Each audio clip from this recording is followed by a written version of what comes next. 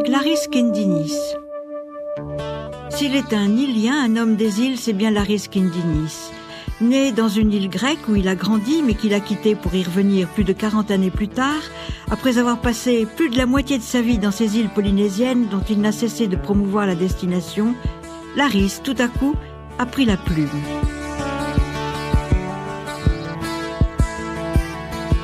Laris Kendinis, bonjour. Bonjour Michel. Et merci de me consacrer un petit moment alors que tu es sur le départ. Mais avant de partir, tu as laissé sur les rayons des librairies de Papeete ton livre. Ce livre a pour titre « Du rivage des Syrtes aux îles du Grand Océan ». C'est un récit autobiographique. Absolument, oui. J'aimerais que tu justifies le titre « Du rivage des Syrtes aux îles du Grand Océan ».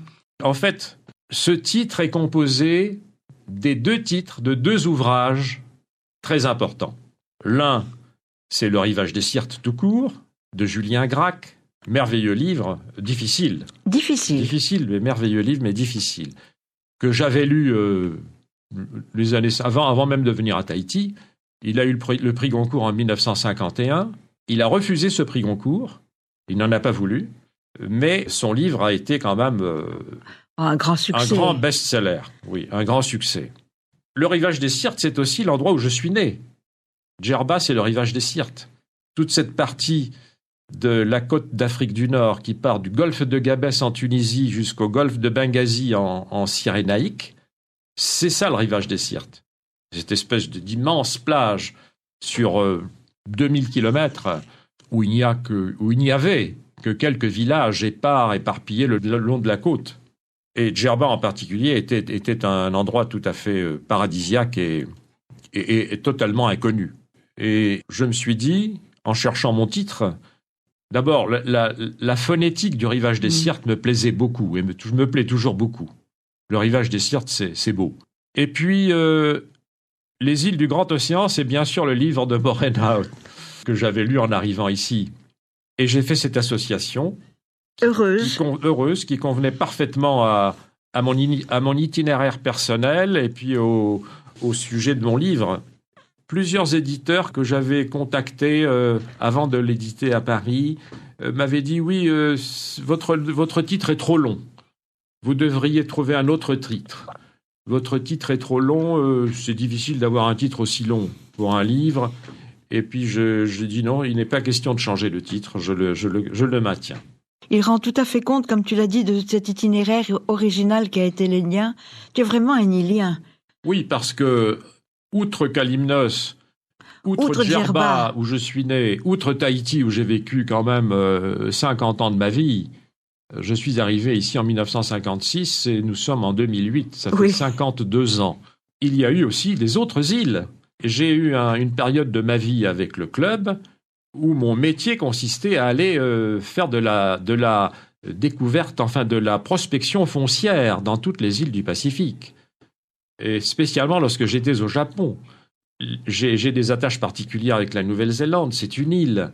Avec le Japon, c'est une grande île. Avec toutes les îles du Pacifique que j'ai pu visiter pendant toute cette période-là. La Micronésie, où je suis allé très souvent, enfin toutes les Fidji, sans parler bien sûr des autres îles de la Polynésie française, où j'ai été amené, de par le développement du club à aller très souvent. Laris, pour illustrer notre propos, je n'ai pas choisi de la musique tahitienne, mais plutôt de la musique dite classique, en souvenir de ta mère, merveilleuse pianiste, si présente dans les pages de tes mémoires.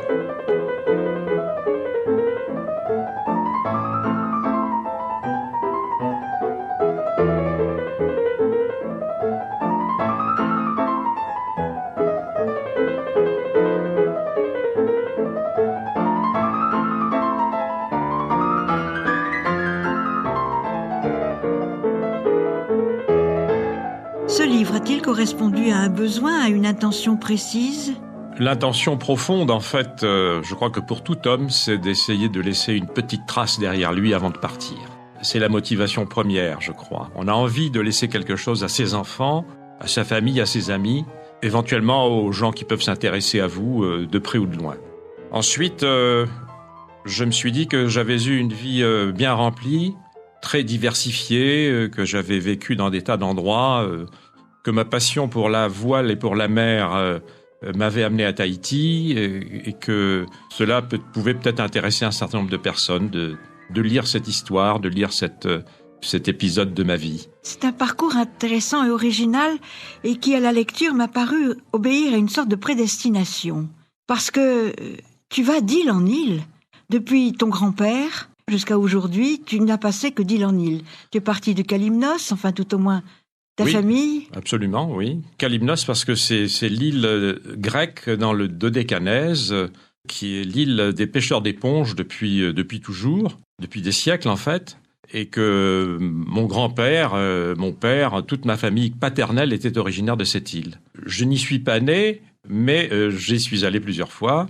Et j'ai voulu démarrer le récit au départ de Kalymnos, transiter par Djerba, où je suis né, par hasard, tout simplement parce que mon grand-père, qui avait des bateaux de pêche aux éponges avec des scaphandriers pieds lourds, s'était aventuré sur les côtes d'Afrique en partant de Kalymnos avec ses bateaux et qu'il avait découvert Djerba à la fin de l'avant-dernier siècle, en 1890 ou 95, et qu'il avait été très séduit par cette île qui était effectivement une espèce de paradis que personne ne connaissait à l'époque. Et s'est installé à Djerba à la fin du siècle, en 1895. Mon père l'a rejoint tout jeune. Mon père, qui était né à Kalymnos aussi, l'a rejoint tout jeune. Et finalement, la famille s'est installée là autour de cette activité de pêche aux éponges et de commerce d'éponges. Je ne peux pas dire que j'en ai hérité, puisque moi, je ne me suis pas occupé d'éponges, mais enfin, j'ai grandi dans ce milieu-là et c'est ce que j'ai essayé de raconter dans la première partie de mon livre. On plonge en scaphandre, on plonge en apnée, on plonge comment ? Eh bien, il y avait, je parle des années 30, j'étais tout enfant bien sûr, mais j'ai baigné dans cette atmosphère-là. Mais il y avait donc dans la première partie du siècle passé un certain nombre de procédés pour ramasser les éponges, le type de pêche d'éponge. Et je les ai tous vécus, de près d'ailleurs. En Tunisie, à Djerba et sur la côte tunisienne, il y avait des pêcheurs qui plongeaient en apnée. Remarquables plongeurs qui restaient plus de 2 minutes sous l'eau en apnée et qui ramassaient les éponges en tâtonnant. Ils sentaient l'éponge et ils l'arrachaient et ils la mettaient dans un filet qu'ils avaient autour du cou. Ensuite, les Grecs ont amené ce qu'on appelait le kamakis, qui était un bateau de 5,50 m à 6 mètres, avec un seau vitré à l'avant. C'était l'ancêtre de la lunette sous-marine. Et on voyait parfaitement le fond et on repérait les éponges beaucoup plus facilement. Et là, les pêcheurs de Djerba, les pêcheurs des îles grecques d'abord, et puis de Tunisie ensuite, parce que beaucoup de Grecs sont venus en Tunisie pour cette pêche aux éponges et les Tunisiens se sont mis à pêcher aussi de la même façon. On pêchait ce qu'on appelait au kamakis. Le kamakis, c'était donc une longue perche de 8 mètres de longueur avec un trident au bout. Et un patia. Un patia, voilà, un grand patia, mais très impressionnant, très long, oui. Et lorsque les fonds n'excédaient pas 6 à 8 mètres, ils pêchaient avec ce patia, attrapaient l'éponge qu'ils visualisaient à travers le seau vitré et la ramenaient à bord de l'embarcation. Ça, c'était vraiment les deux premiers procédés, les deux premières façons de pêcher les éponges très artisanales. Et puis les Italiens, principalement venus de Sicile, sont venus avec ce qu'on appelait les gangaviers. Les gangaviers, c'était des bateaux qui naviguaient souvent à la voile et qui traînaient derrière eux un grand filet très très résistant qui était alourdi par une barre de fer. Et cette barre de fer raclait le fond et bien sûr avait l'inconvénient de ramasser toutes les éponges, y compris les toutes petites éponges. Et les Grecs sont arrivés sur ces entrefaites plus sélectifs et ils sont venus avec le scaphandre pieds lourds qui était déjà très répandu dans les îles grecques. Et donc la pêche aux éponges que pratiquait mon grand-père se faisait de cette façon-là. Il y avait des bateaux de pêcheurs aux éponges. Il y avait en général 3 scaphandriers, plus 2 autres hommes d'équipage et un capitaine, et qui partaient en flottille de 3, 4, 5 bateaux pendant des périodes de 4 à 6 mois. Les bateaux quittaient par exemple Kalymnos en avril, c'est-à-dire au printemps, tout de suite après la grande messe de Pâques. La Pâques orthodoxe étant une grande fête religieuse en Grèce, il fallait bien sûr que les équipages soient encore avec leur famille à terre avant de quitter l'île pour plusieurs mois et revenaient au mois d'octobre. Et pendant ce laps de temps, ils allaient pêcher d'abord dans les eaux crétoises, au large de la Crète, puis en face de la Crète, dans les eaux du golfe de Benghazi, qui est en Cyrénaïque, qui est l'actuelle Libye, mais l'actuelle côte de Libye, et ensuite remonter vers la côte tunisienne jusqu'au golfe de Gabès, où se trouve l'île de Djerba. Et c'est là où mon grand-père, ayant repéré Djerba, a décidé de s'installer. Ce sont des souvenirs d'enfance très vifs que j'ai. Très vifs et dont tu parles avec beaucoup de poésie parce que cette plonge t'a fasciné quand même. Bien Tous sûr. ces bateaux qui circulaient, qui allaient et venaient, Oui. toute cette vie marine. Ça m'a fasciné et ça a déclenché en moi une violente passion pour la mer. Pour la mer. Et pour les bateaux et pour la voile. Et... Ton premier bateau a été justement un kamakis Oui. que ton grand-père t'avait offert et t'avait permis... Que mon père m'avait offert, oui. Et t'a permis déjà de sillonner un peu Les alentours de Djerba. alentours de Djerba. Modestement, les alentours de Djerba. Pour en terminer avec l'éponge, une fois que l'éponge est sortie de l'eau, il y a un traitement et tu parles de piétinement de l'éponge. Oui, il faut la trouver. L'éponge, tu sais, lorsqu'on la pêche, est recouverte d'une pellicule noire. Elle est imprégnée d'un suc qui est une espèce de lait blanchâtre qui sent épouvantablement mauvais 24 heures après la pêche de l'éponge. Et donc, il faut absolument éliminer et ce suc nauséabond et cette pellicule noirâtre pour transformer cet objet un peu mystérieux en éponge de toilette que les belles dames avaient dans leur baignoire à l'époque. Avant que Spontex ne vienne prendre la relève, hélas. Ne vienne prendre la relève, oui.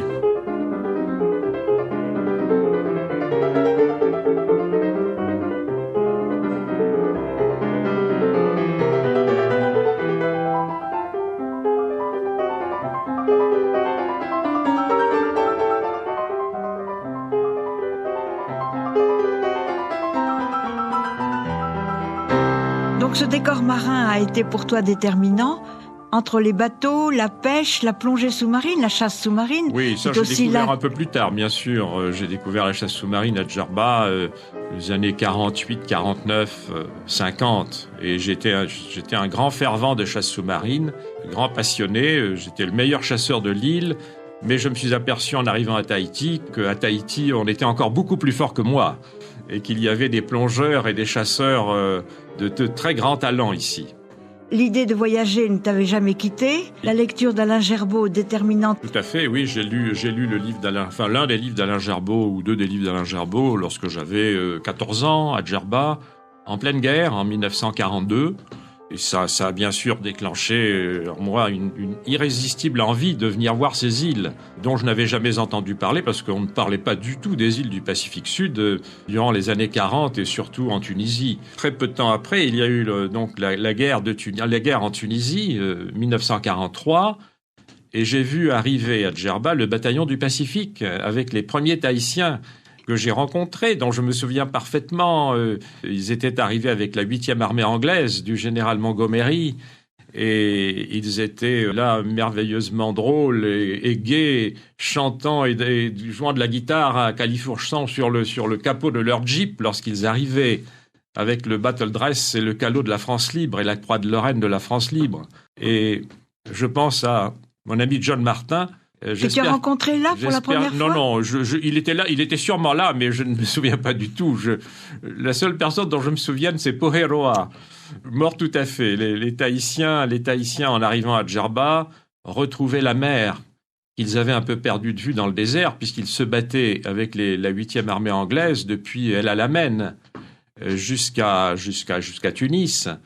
Et à Djerba, ça a été pour eux une petite parenthèse de vacances. Ils ont découvert la mer et ils avaient bien sûr très envie de manger du poisson. Et ils sont arrivés sur le port de Djerba, en face de notre maison, tout près. Et ils ont lancé des grenades dans le port pour attraper quelques poissons. Et effectivement, ils en ont tué beaucoup. Et les poissons remontaient du fond avec le ventre éclaté. Et ils se sont régalés, bien sûr. C'est un procédé ils ont sûrement dû faire un poisson cru mémorable. C'était pas un procédé tout à fait autorisé. Non, c'était pas autorisé, mais pendant la guerre, des tas de choses étaient autorisées. Et tu as rencontré Poheroa personnellement ? Je me souviens de l'avoir rencontré. Et lui s'est souvenu de moi lorsque je l'ai rencontré. Je l'ai revu à Paris, à Tahiti, plusieurs années plus tard, avec Marc.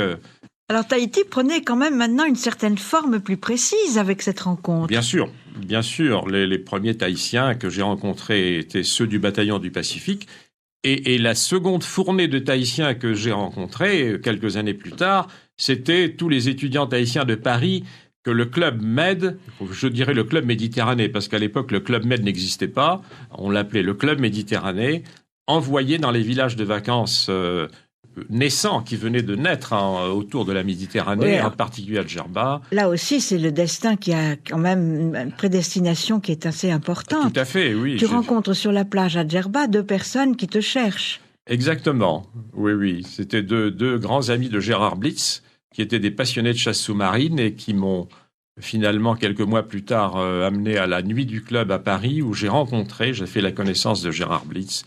Et mon destin s'est joué donc ce jour-là. Ce jour-là, parce Absolument. que tu n'avais pas encore pris de décision quant à l'orientation de ton existence. Non, pas encore. Pas vraiment. Non, pas vraiment. Tu avais des responsabilités déjà de l'hôtel Oui, c'était un petit hôtel que mes parents m'avaient laissé, mais j'ai perdu mes parents très jeunes et je me suis retrouvé pratiquement à 22 ans sans personne, libre de ma destinée. Et donc, j'ai pu assouvir ces désirs très violent qu'il y avait en moi de départ, de mer, de bateau, de voile, d'île, d'aventure, que j'ai poursuivi une partie de ma vie. Dans ton livre, tu exprimes tant d'amour pour cette île de Djerba. Je te cite. Je chassais tous les jours, de nombreuses heures, dans cette mer tiède de la petite Syrte, jusqu'au moment où, en fin d'après-midi, après 5 à 6 heures de nage et de plongée en apnée, je revenais vers la côte avec un long chapelet de poissons à la ceinture, frissonnant, la peau toute ridée par le froid qui commençait à se faire sentir, épuisé mais heureux. Je m'échouais sur une plage déserte. Toutes les plages de Djerba étaient désertes en ce temps-là, abandonnant mon fusil, mes palmes et mes poissons sur la grève, et je courais me rouler dans le sable chaud de la dune voisine. C'était le bonheur absolu. Un bonheur qui t'a rendu éloquent lorsque tu as rencontré Gérard Blitz et que celui-ci a décidé d'installer un village de vacances sur ce lieu paradisiaque. Après coup, tu ne l'as pas regretté? Bien sûr, je faisais partie d'une demi-douzaine de garçons de mon âge qui fréquenter ces plages infinies et désertes, complètement désertes. C'était un site merveilleux. Il y avait 30 kilomètres de plage à Djerba où il n'y avait pas une seule habitation, pas une seule. Il y a aujourd'hui 150 hôtels luxueux et c'est devenu une espèce d'agglomération ininterrompue. Il y a des moments où je me dis que je n'aurais jamais dû amener Gérard Blitz à Djerba, mais quelqu'un d'autre l'aurait fait. Les îles n'échappent pas à leur destin de mondialisation, et finalement, je suis content de l'avoir rencontré parce que c'est lui qui m'a envoyé à Tahiti. Tu sentais que cette voie du tourisme, de l'exploitation touristique, était une voie qui pouvait te convenir? On n'appelait pas encore ça le tourisme. Je pense que le tourisme est un mot qui est arrivé plus tard, enfin en tout cas pour moi. Pour moi, c'était les vacances. C'était cette espèce de merveilleuse philosophie des vacances que Gérard Blitz avait créée. Beaucoup grâce à son épouse qui était originaire de Tahiti, qui était Claudine, mariée à l'un des pharmaciens de Tahiti, Claudine Godin. Monsieur Godin, qui était pharmacien à Tahiti et qui est décédé dans un accident d'avion d'Air France des années 50 à Bahreïn.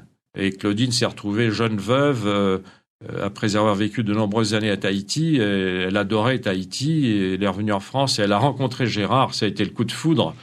Et de cette association est née cette philosophie tahitienne du club qui a perduré pendant des années, qui a un peu disparu maintenant, bien sûr, ou qui est un peu frelatée maintenant. Mais pendant les premières années, c'était vraiment très fort.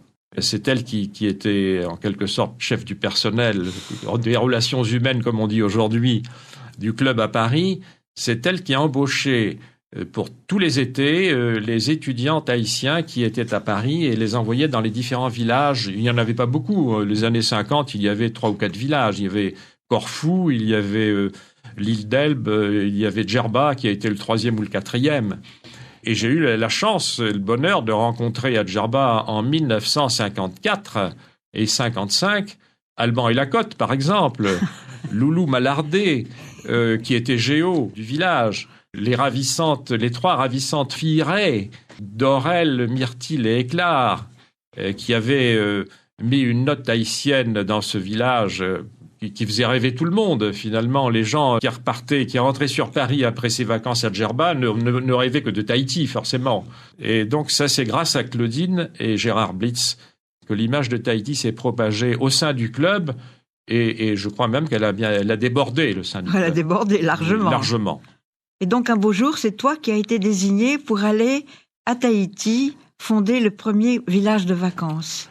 Évidemment, j'étais très, très intéressé après cette vision paradisiaque des géo-tahitiens à Djerba. J'étais de plus en plus persuadé qu'il fallait absolument que j'aille à Tahiti. J'étais prêt à y aller n'importe comment et dans n'importe quelle condition. Gérard Blitz cherchait quelqu'un pour remplacer. Je n'étais pas le premier, j'étais le second. Le premier chef de village a été Jean-Marie Couard, qui est venu ici en 1955 et qui est tombé malade, gravement malade, et qui a été obligé d'être repatrié. Et à ce moment-là, il fallait absolument le remplacer très vite. Il fallait donc trouver quelqu'un de très disponible.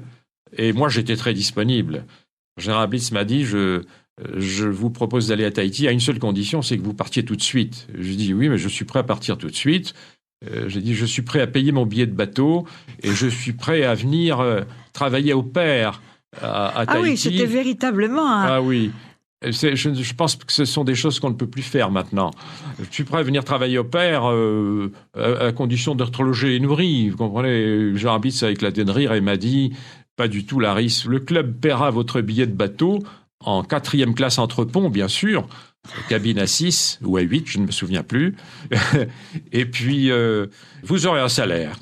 C'est vrai que quand je suis arrivé, j'avais un salaire de 5 500 francs pacifiques par mois, ce qui était à l'époque un salaire, je ne dirais pas confortable, mais convenable. Voilà. Convenable. Alors, tu quittes Djerba et le bateau que tu avais, quel bateau tu as? Parce que tu as eu sans arrêt des bateaux. Oui, j'ai embarqué sur le Tahiti. Pardon, pour... Non, le bateau personnel. Parce que avant de venir à Tahiti, tu avais déjà construit un bateau. J'avais un bateau que j'avais baptisé Tangaroa, parce que j'avais trouvé un très beau livre sur la mythologie polynésienne dans une librairie parisienne.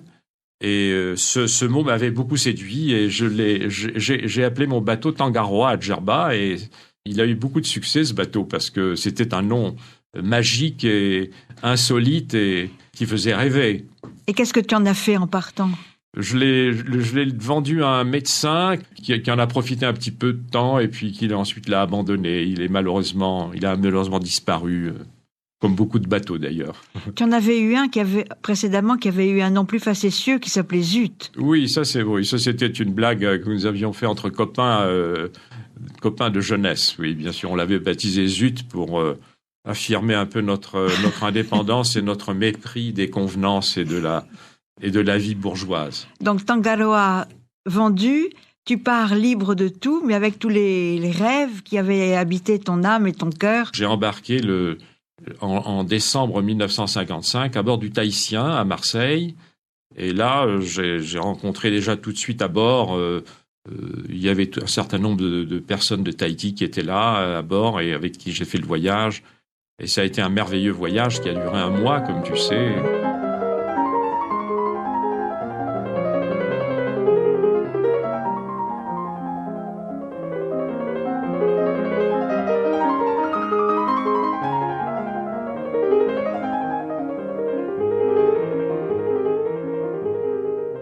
J'ai passé sur les pages Laris Kindinis qui raconte les voyages que tu as faits avant de partir pour le Pacifique. Tu as séjourné au Mexique, tu as parcouru en moto les Indes et l'Asie centrale, prouvant combien tu étais resté curieux de connaître cet ailleurs au-delà des mers. Un voyage qui t'a marqué profondément, mais revenons à Tahiti. Quel accueil as-tu reçu ? Oh, l'accueil a été merveilleux. Nous sommes arrivés, je n'oublierai jamais la date d'ailleurs.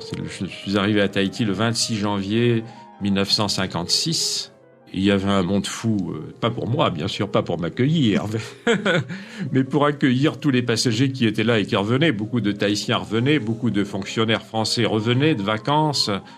Il y avait des résidents de Tahiti, peu nombreux à l'époque, qui revenaient aussi de vacances, donc il y avait un monde fou à l'arrivée.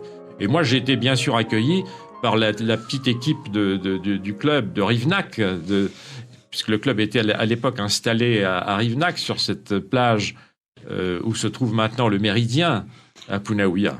Rivnac qui avait son petit hôtel autrefois, mais qui existait encore. Oui, Rivnac était un petit hôtel charmant qui avait été construit par un Tchécoslovaque, qui était M. Rivnak, qui avait fui, je pense, la Tchécoslovaquie au moment de l'Anschluss en 1938, et qui était venu s'installer à Tahiti.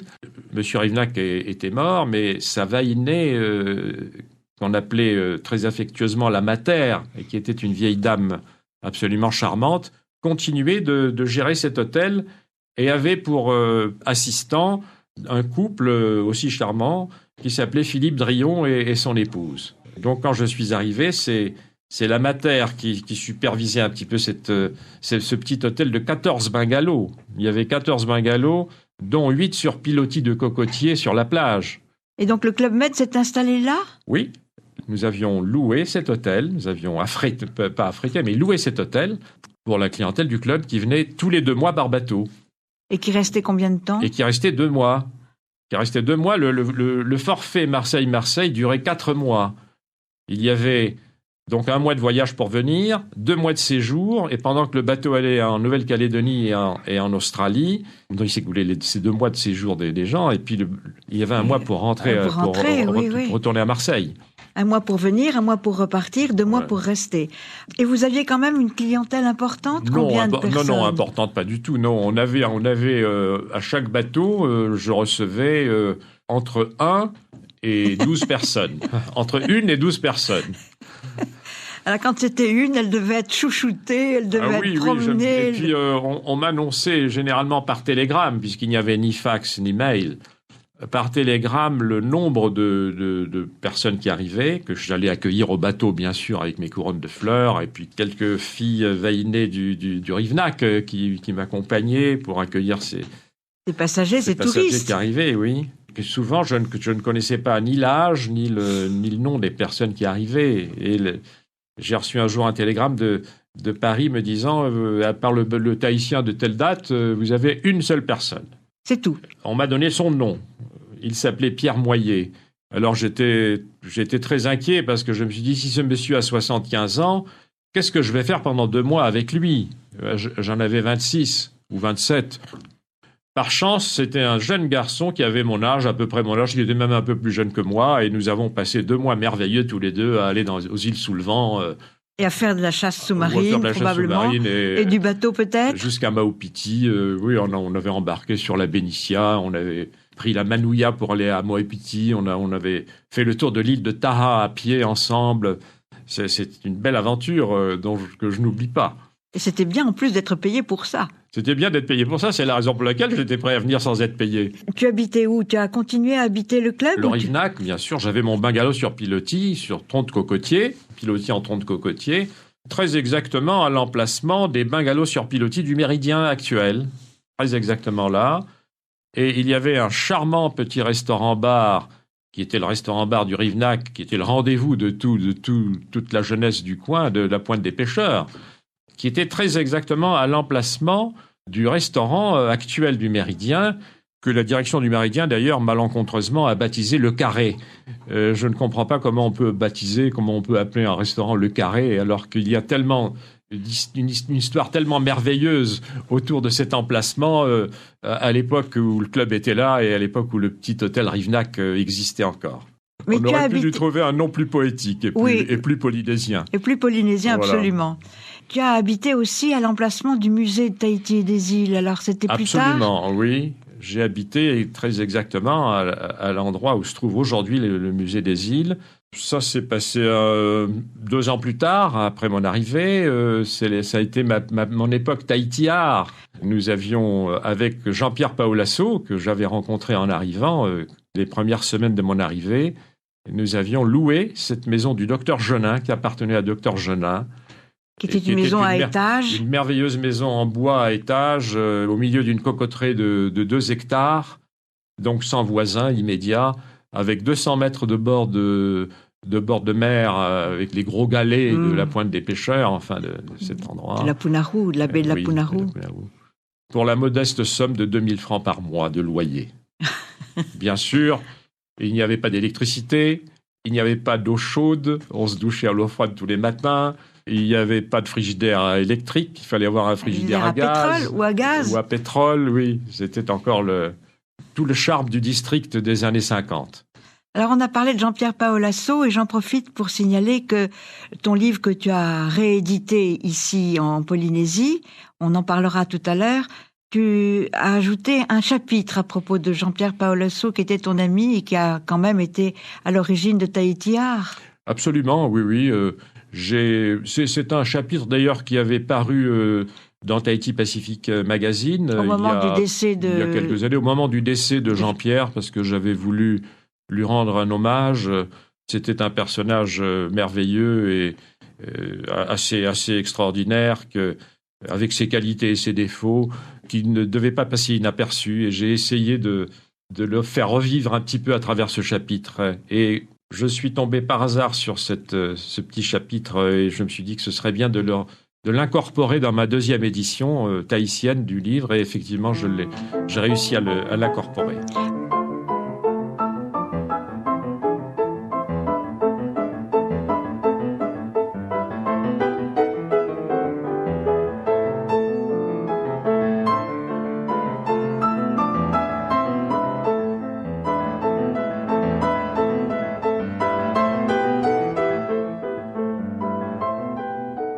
Certes, Laris, tu as été assez discret sur ta vie polynésienne, privilégiant tes souvenirs d'enfance, d'adolescent, tes expériences d'adulte, mais j'aimerais quand même en savoir un peu plus sur Tahiti Art. Cette période Tahiti Art, c'était quelque chose d'imprévu, ça. Ah, tout Parce à fait. que c'était profitant de un peu l'oisiveté que le manque de vacanciers. Voilà, c'est ça, oui. C'est-à-dire qu'au bout d'un an, je commençais à m'ennuyer parce que j'étais pas spécialement très occupé avec la clientèle très réduite du club. J'ai rencontré Jean-Pierre et là, nous avons imaginé de démarrer cette opération, cette création de Tahiti Art. Jean-Pierre était un artiste profondément convaincu de ce qu'il faisait et il avait un certain talent. Et il était très fantasque aussi, bien sûr. Pas facile à vivre quelquefois, mais c'est un personnage profondément attachant. Et vous avez monté une équipe avec lui, toi, et vous avez rencontré Gérard Guyot. Et bien ça sûr. a été... Alors, Gérard Guyot, je l'ai rencontré à bord lors d'un voyage, donc 2 ans après, en 1957. Je l'ai rencontré à bord je ne sais plus si c'était le Résurgent ou le Tahitien. Et je l'ai rencontré la première fois, je l'ai aperçu la première fois à bord à l'escale de Curaçao, parce que j'ai vu un jeune homme descendre alors que nous faisions le plein de mazout à Curaçao. C'est une escale technique pour les bateaux qui traversent le canal de Panama. On fait le plein de mazout à Curaçao, c'était probablement pour des raisons de pétrole détaxé, je suppose à l'époque, ça devait coûter moins cher à cet endroit-là. Et il s'est mis donc à l'eau avec un fusil sous-marin. À ma grande surprise, je regardais par-dessus le bastingage et au bout de quelques minutes, il est ressorti triomphalement avec un totara au bout de sa flèche. Un totara qui s'était gonflé, bien sûr. Et c'est comme ça que je l'ai connu. Alors, je suis allé le féliciter, le plaisanter un petit peu sur cette prise tout à fait inattendue. Et nous avons sympathisé. Nous avons fait la deuxième partie du voyage ensemble. Nous avons fêté le passage de la ligne ensemble. Gérard avait bien sûr des dons de décorateur, de costumier. Il avait organisé tout ça à bord. Et on est arrivé à Tahiti sous une pluie battante, je me souviens, et Jean-Pierre Paolasso nous attendait avec toute l'équipe qui était là. Il y avait François Ravello, qu'il avait recruté entre-temps pendant mon absence. J'ai présenté Gérard à toute l'équipe et nous l'avons amené à la maison du docteur Genin, à la maison du musée des îles. Et il y a eu une grande fête ce soir-là et Gérard a été incorporé dans l'équipe de Tahiti Art ce soir-là. Et il a été le seul persévérant, puisque nous sommes tous partis les uns après les autres. Jean-Pierre s'est éloigné. Moi, après un retour en Europe, j'ai changé de direction, si j'ose dire, dans mon activité professionnelle.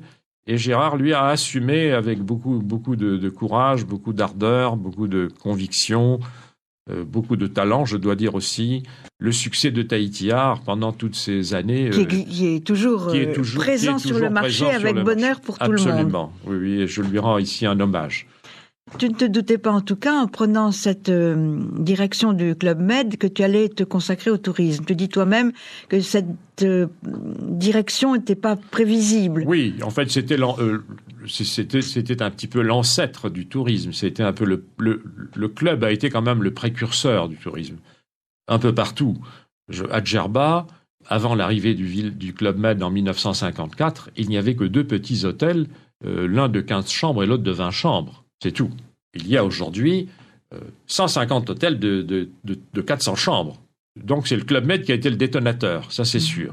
C'est le Club Méditerranée. Je n'aime pas le mot Club Med, c'est devenu un terme de marketing moderne que je n'aime pas. Mais enfin, je ne peux pas m'empêcher de le prononcer de temps en temps. Enfin, le Club Méditerranée a joué son rôle ici. Oui. Et ici aussi, le Club Méditerranée, je ne dis pas qu'il a été un précurseur, mais enfin, il a fait partie des précurseurs. Au même titre que Madame Bobby à Montréal, au même titre que Jean Arbelot avec à Ataotira. Absolument. Au même titre que de nombreux hôteliers des premières années qui ont marqué cette période.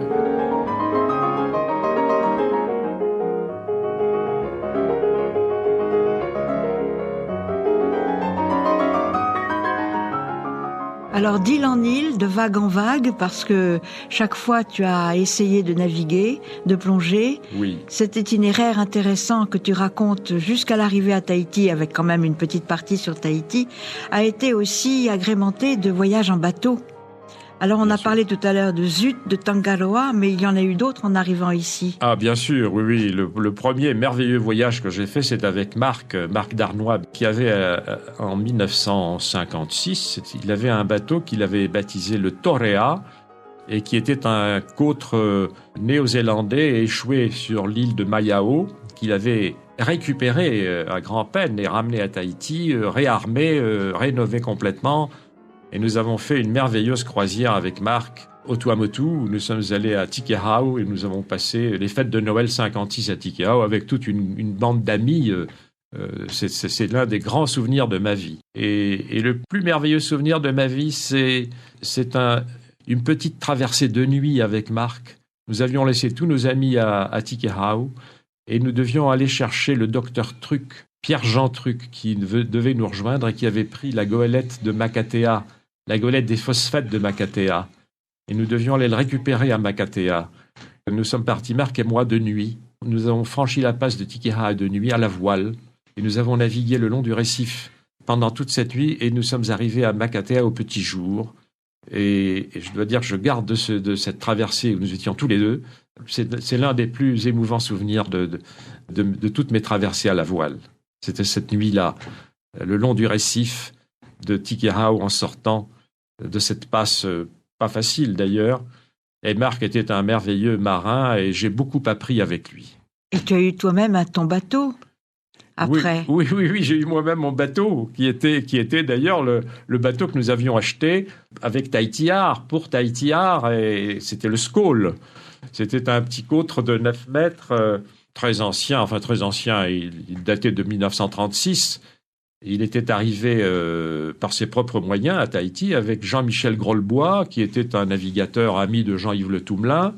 Finalement, il avait été racheté par le docteur Bégon à Raiatea, qui l'avait, on se demande pourquoi, qui l'avait un peu laissé à l'abandon, et nous l'avons racheté, sans moteur, sans gouvernail, il fallait tout refaire à bord. Et c'est l'un de nos amis, Jean-Yves Froment, qui l'avait ramené à la voile de Raiatea, avec un aviron comme gouvernail, il faut le faire. Il faut dire que quand on est îlien, on ne peut pas imaginer autre chose que d'avoir un bateau. Jusqu'à quand tu as navigué? Ton dernier voyage était-il celui du Mélis? Oui, ma dernière grande traversée, bien sûr, c'était celle du Mélis, puisque j'avais rencontré Serge Arnoux déjà à Tahiti. Je l'avais d'abord rencontré à Paris lors d'une nuit du club, le soir même où j'ai fait la connaissance de Gérard Blitz. Tu as rencontré aussi... En 1955, j'avais rencontré les 4 du Moana, qui étaient bien sûr invités aussi et qui étaient sur le départ, préparer leur tour du monde. Et donc j'ai fait la connaissance de Serge Arnoux, de Bernard Gorski, de Roger Lesage et de Pierre Pasquier. Ils étaient tous les 4 là. Et 2 d'entre eux sont devenus de très très bons amis. C'est Serge Arnoux qui l'est toujours et qui est toujours là, très proche.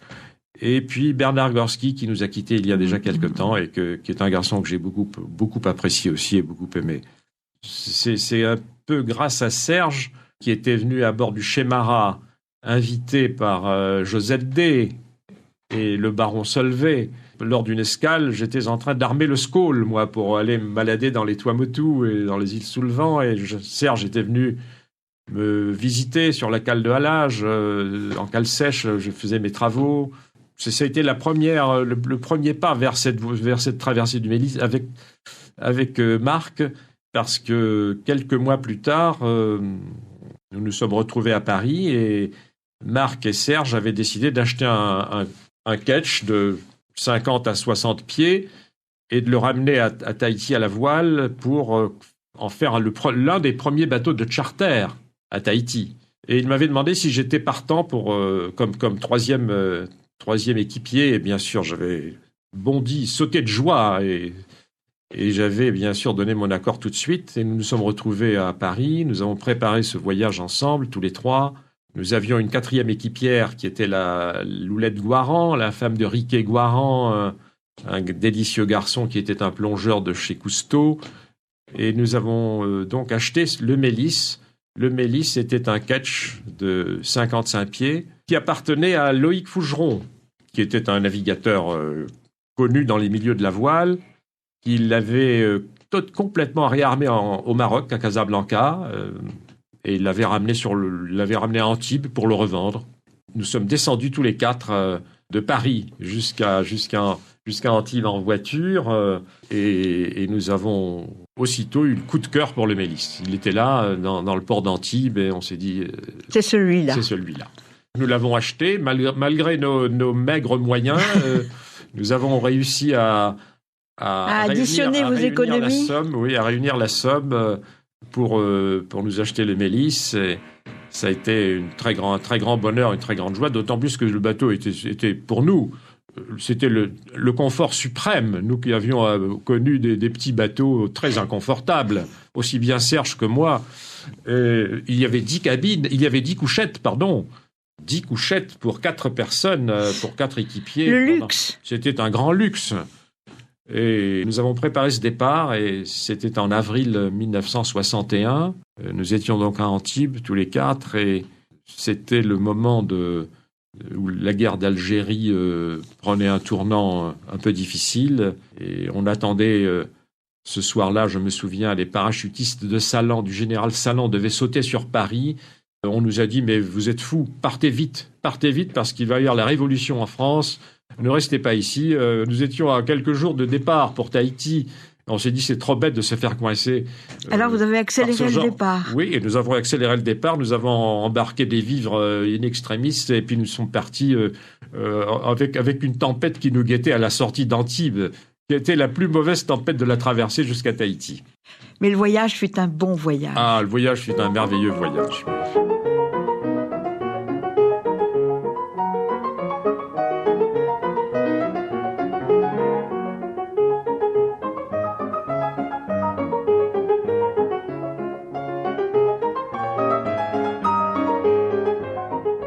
Il est une autre passion qui apparaît, Laris, à la lecture de ton livre, du rivage des Syrtes aux îles du Grand Océan. C'est celle de la musique. Oui. Et on peut l'expliquer puisque ta maman jouait du piano quotidiennement avec un talent. Absolument, oui. Ma mère était une pianiste de grand talent, je peux le dire en toute modestie. Elle m'a élevé dans cette ambiance musicale qui a été la mienne depuis que j'étais tout petit. J'écoutais ma mère jouer au piano tout Chopin, tout Beethoven, du Mozart, Scarlatti, Schubert, Brahms. Mais tu as refusé d'apprendre le piano, tu t'es montré rétif. Je n'ai pas voulu apprendre le piano parce que je considérais que c'était un instrument pour femmes. J'étais un petit garçon très macho déjà à l'époque, je ne le suis plus depuis longtemps. C'est comme si on m'avait demandé de porter une robe. Moi qui étais un garçon, de porter une robe... pas possible. C'était un instrument pour filles, donc c'était pas un instrument pour hommes. Et donc j'ai fait de l'obstruction systématique et ma mère n'a pas pu m'enseigner le piano. Mais j'ai été imprégné par sa musique pendant toute mon enfance et pendant toute mon adolescence et pendant toute ma jeunesse. Et ça a déterminé aussi, chez moi, en moi, une violente passion pour la musique. Que tu trouves réalisée par l'intermédiaire de ta femme et de tes enfants. Oui, nous avons élevé nos enfants dans le culte de la musique, dans le culte de la beauté en général. Ils sont devenus, ils étaient tous les trois élèves du conservatoire de Papeete, aussi bien Nikitas qui faisait du violon, Dimitri s'était mis au violoncelle et Sakura à la flûte. Et son premier professeur avait été Daniel Adam au conservatoire. Et tous trois, donc, ont poursuivi leurs études musicales, mais l'aîné, lui, il a conservé le violon comme un hobby, mais il s'est dirigé vers une carrière un peu plus classique. Mais les deux derniers sont restés musiciens, et ils font en ce moment leurs armes de musiciens professionnels. Laris Kindinis leur tourne, ça va être le moment de nous quitter. J'ai lu avec beaucoup d'émotion tes mémoires qui sont maintenant en librairie. Tu les as disposées dans toutes les librairies de Papeete. Oui, dans les trois principales, oui, elles sont à la librairie du Vaima, à Odyssée et à Archipel. Oui, c'est ça. Alors c'est une réédition parce que tu avais fait un tirage un peu personnel pour les amis à Paris. Oui. Et devant la demande de tes amis de connaître davantage ce que tu avais écrit, ton ouvrage, tu as trouvé ici sur place le moyen de faire une deuxième édition qui, je dirais, est plus élégante que la première presque. Oui, c'est vrai. J'ai eu beaucoup de chance parce que je n'étais venu ici que pour 4 mois et je me demandais si j'allais pouvoir rééditer ce livre à Tahiti, ce que j'avais envie de faire, bien sûr, puisque j'ai quand même passé le plus clair de ma vie ici. Au début, ça m'a paru difficile parce qu'en fait, les éditeurs éditent ici à Singapour, éditent en Chine, éditent ailleurs. Puis il a fallu que je trouve quelqu'un sur place, un éditeur, un imprimeur plus exactement, puisque le livre était déjà édité à Paris. Et j'ai trouvé un merveilleux petit imprimeur qui est Copière, qui m'a vraiment fait du très bon travail. Je suis ravi et très content du résultat. En plus, ce garçon est charmant, je peux le nommer, c'est Théva Laguerre qui dirige l'imprimerie de Copière et qui est entouré d'une très sympathique équipe. Il a une équipe très sympathique autour de lui qui travaille très bien et le résultat est là. Du rivage des Syrtes aux îles du Grand Océan, de Laris Kindinis, en librairie depuis quelques jours. Et une manière de mieux connaître qui tu as été, parce que tu as laissé ici une image de promoteur du tourisme. Je sais que tu n'aimes pas ce mot, mais de promoteur du tourisme, on découvre un homme dont le parcours de vie original repose quand même sur une grande sensibilité à l'égard de ta famille, de tes origines, à l'égard des beautés du monde, à l'égard des îles, à l'égard des gens et à l'égard de tes amis. Merci d'avoir accepté cet entretien. Et que personne ne soit déçu de voir qu'il y a moins de pages qu'attendu, peut-être sur la Polynésie, ce qui laisse peut-être présager un autre ouvrage. Ce n'est pas impossible. Merci Laris. Merci Michel.